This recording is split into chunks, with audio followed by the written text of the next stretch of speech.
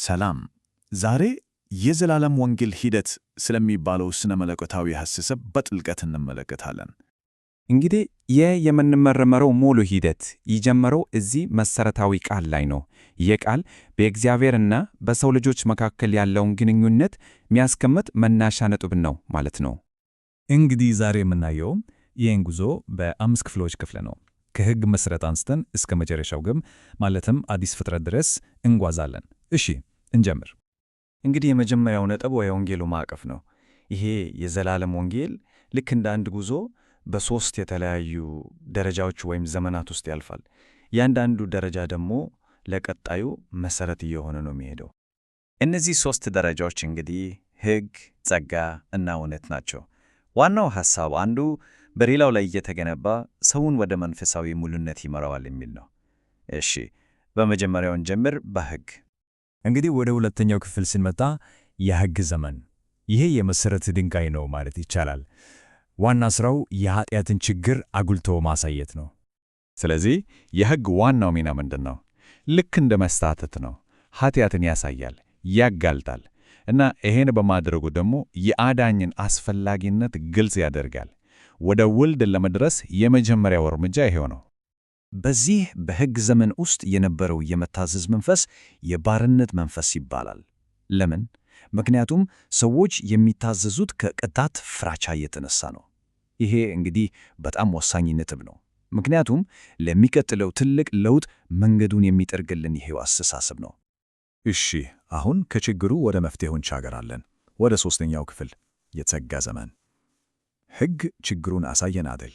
እንግዲህ ጸጋ መፍትሄውን ይዞ ይመጣል። እዚህ ጋር በጣም የሚገርመው ለውጥ ከኩነኔ ወደ ይቅርታ መሸጋገሩ ነው። ትኩረቱ ሙሉ በሙሉ ይቀየራል። በወልድ እና በመስቀሉ አማካኝነት ሐሳቡ ኃጢአትን ከማጋለጥ ይልቅ ኃጢአትን ይቅር ወደ ማለት ይዞራል። እና ይህ ለውጥ ስሜታዊ እና መንፈሳዊ ለውጡን በሚገባ ያሳያል። በፊት የነበረው የባርነት መንፈስ አሁን የልጅነት መንፈስ ይሆናል። ፍርሃት በፍቅር ይተካል። ፈራጅ የነበረው እግዚአብሔር አባት ይሆናል። መስቀሉ ያመጣው ትልቁ ለውጥ ይሄ ነው። ይሄ የሮሜ ጥቅስ ደግሞ ሐሳቡን ፍንቶ አድርጎ ያስቀምጠዋል።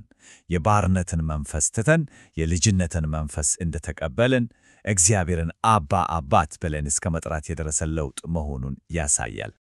እሺ አሁን ጉዞአችን ወደ ፍጻሜው እየተቃረበ ነው። ወደ አራተኛው ክፍል የእውነት ዘመን። እዚህ ጋር ነገሩ ከይቅርታም ያልፋል። ከይቅርታ ወደ ድል፣ ወደ ፍጻሜ ነው የሚሄደው። የዚህ ዘመን ዋና ተዋናይ እንግዲህ መንፈስ ቅዱስ ነው። ፓራክሌት ተብሎ የሚጠራ። ፓራክሌት ማለት ጠበቃ፣ አጽናኝ ማለት ነው። ሚናው ምንድነው? አማኞች ኃጢአታቸው ይቅር ከመባል አልፈው ኃጢአትን እንዲያሸንፉ ኃይል መስጠት ነው። እና በዚህ የመጨረሻው ምዕራፍ የመንፈስ ሕግ የሚባል ነገር ይመጣል። ይሄ ማለት መንፈስ ቅዱስ ራሱ የውስጥ መሪ ይሆናል ማለት ነው። ከዚህ በኋላ መታዘዝ የሚመጣው ከፍርሃት አይደለም፣ ከፍቅር እንጂ የእግዚአብሔርን ፍቃድ ከውስጡ በሚመነጭ ፍቅር መፈጸም ማለት ነው። ከዚህ መንፈሳዊ ጉዞ ጋር ጎን ለጎን ደግሞ የቤተ ክርስቲያን እድገት አለ።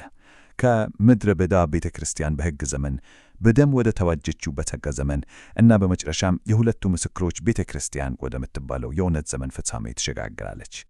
እሺ ይሄ ሁሉ ጉዞ ሕግ፣ ጸጋ፣ እውነት፣ መጨረሻው ምንድን ነው? ግቡስ? ምንጩ ይህም በሦስት ዋና ዋና ነጥቦች ያጠቃልለዋል። ስለዚህ የመጨረሻው ግብ እጅግ በጣም ትልቅ ነው።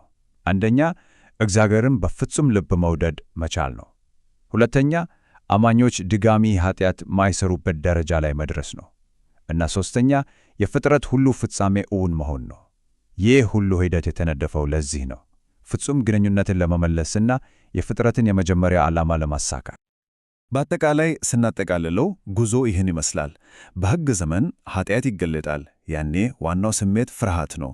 በጸጋ ዘመን ደግሞ ኃጢአት ይቅር ይባላል። ያኔ ዋናው ስሜት ፍቅር ነው። በመጨረሻም በእውነት ዘመን በኃጢአት ላይ ድል ይገኛል። ይህም በመንፈስ አማካኝነት የሚሆን ነው። ከኩነኔ ወደ ይቅርታ፣ ከዚያም ወደ ድል። ግልጽ የሆነ እድገት ነው። እና በመጨረሻ ይህንን ሁሉ እንደ አንድ ተከታታይ ጉዞ ማየቱ ምን ለውጥ ያመጣል? ይሄ ዝም ብሎ የእምነት ነጥቦች ዝርዝር አይደለም፣ ይልቁንስ ተለዋጭ የሆነ ሂደት ነው። ስለዚህ እስቲ እናስበት። ይሄ አስተሳሰብ ስለ መንፈሳዊ እድገት ያለንን ግንዛቤ እንዴት ሊቀይረው ይችላል?